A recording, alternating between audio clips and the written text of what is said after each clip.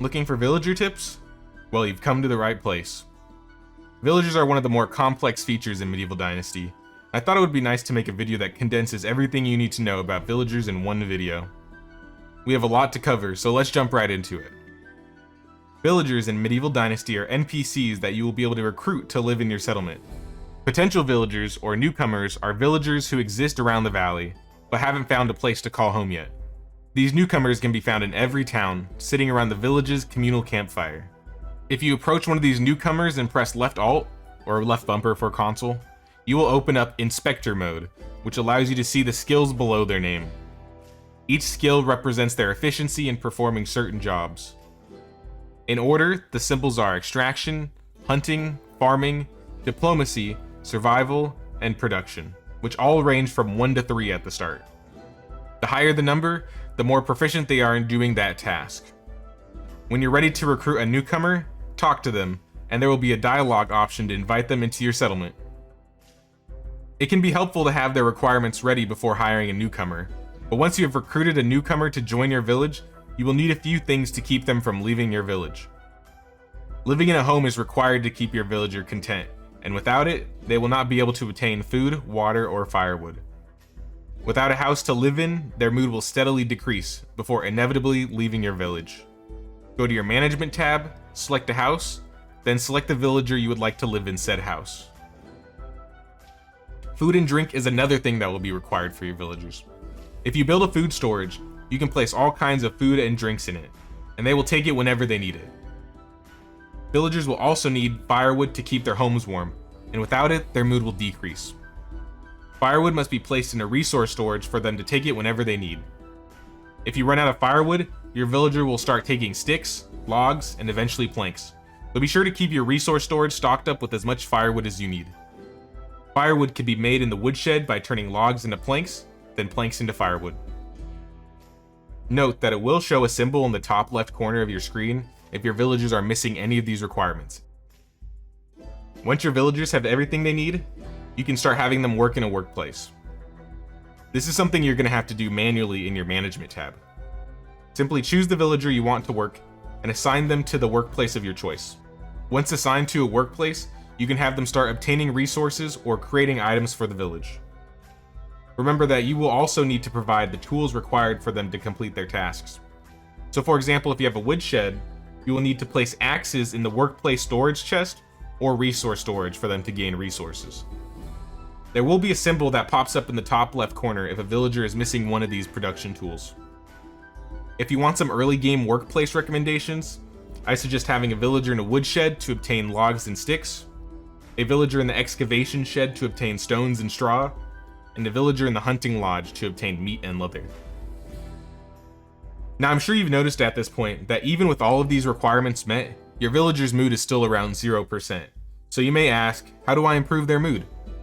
With a higher mood rating, your villagers will actually gather and produce more resources. So let's talk about how to improve their mood. I thought it'd be important to mention early on that there's a skill in the diplomacy tree called Good Host that will slow your villager's mood drop, so consider taking this skill when you have the chance. Let's talk about upgrading houses. When you build a house, you will have the option while holding your hammer to modify your house. Houses by default are built with wattle walls, but you can choose to change the walls to tier 2 wood walls or tier 3 stone walls, and change the roof from a tier 1 thatch roof to a tier 2 wood roof or a tier 3 wooden tile roof.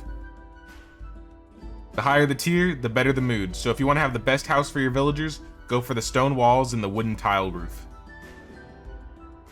Once you have unlocked the handyman feat in your production skill tree, you will be able to insulate your homes, which will increase villager mood and lower firewood consumption. The option to insulate your walls will be in your select build mode options when holding a hammer. Decorations can also be placed in houses through the build mode option. Each decoration adds 1% regardless of the type, up to a max of 10%. Next are jobs. Remember how each villager has a number associated with their skills? Well, your villager's mood will be raised around 2% for every skill point associated to the workplace they are assigned to, up to a max of 20. Villagers' skill level will increase as they continue to work in the profession that utilizes their skill, so just be patient and they will get better over time. There are also seasonal events which have a random chance to occur at the beginning of each season, which depending on your choices can affect your villager's mood for better or for worse for a single season.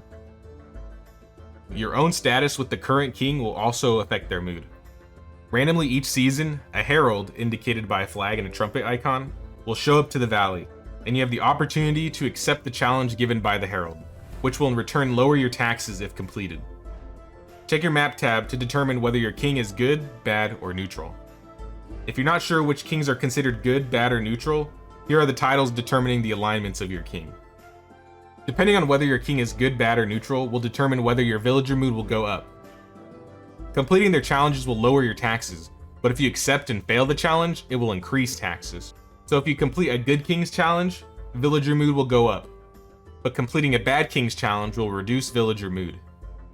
If you accept and fail a bad king's challenge, that will actually increase your villager's mood, but will also increase taxes, so there is a bit of give and take there.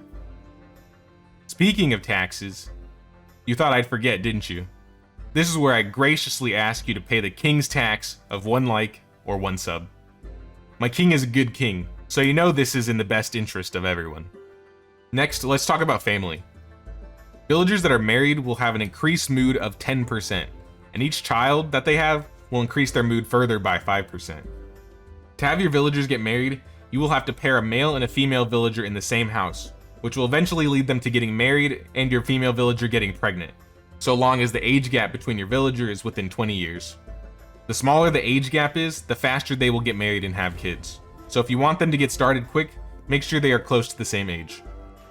Once your villager has had her baby, her profession will change to mother and she will be unable to work for 2 years. If you don't want your villagers to get pregnant, I would advise making a small house for each villager you invite into your village. If you don't want to make a house for each villager, but don't want your villagers to get married and pregnant, you can do a form of house musical chairs by removing villagers from their house and pairing them with a different villager every season or every other season. Personally, I'm not a fan of this method because it's a lot of management work removing villagers from their house and pairing them with different villagers every couple seasons, but if you don't mind the work, it is a viable strategy. So once you're married, your wife will have the chance to give you a quest every season. Not all of these will lead to special villagers, but many of her quests will involve finding a villager and completing a quest for them. Upon completing their quest, you will have the opportunity to invite them to your village.